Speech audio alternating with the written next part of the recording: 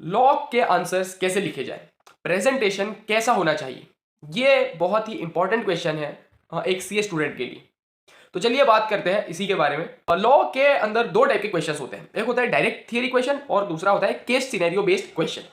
तो जो direct theory question होता है ना, उसे तो डायरेक्टली लिख सकते हैं। जैसे सिंपल कोई क्वेश्चन है, जैसे for example what is partnership, तो ये एक टाइप का क्वेश्चन हो गया जो डायरेक्ट थियरी क्वेश्चन है, जिसमें डायरेक्टली आंसर लिख सकते हैं। जो क्वेश्चन पूछा है उसी के मुताबिक डायरेक्ट आंसर लिख देना चाहिए। और दूसरा जो क्वेश्चन होता है वो बहुत इंपॉर्टेंट और बहुत ही टेक्निकल होता है।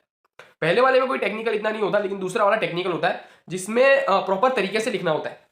दूसरा जो है केस सिनेरियो बेस्ड क्वेश्चन, जिसमें एक यानी केस सिनेरियो दे दिया होता है, केस स्टडी दे दिया होता है। अब उससे हमें सॉल्यूशन को आइडेंटिफाई करना होता है कि ये केस में कौन सा प्रोविजन लग रहा है। तो वो उसमें सोचना पड़ता है, दिमाग लगाना पड़ता है और प्रोविजन से रिलेट करना पड़ता है, और फिर एग्जामिनेशन में मेंशन करना पड़ता है कि ये प्रोविजन है, फिर फैक्ट्स लिखने के और उसके बाद कंक्लूजन देने का।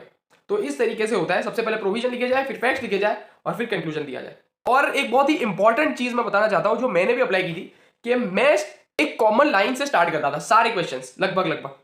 तो कॉमन लाइन ये थी कि स्टार्ट ऐसे किया जाए कि according to the provisions of this particular act, तो इस लाइन से स्टार्ट किया जाए, तो जिसकी वजह से शुरुआत भी अच्छी मिल जाएगी और कॉन्फिडेंस भी बिल्डअप होगा।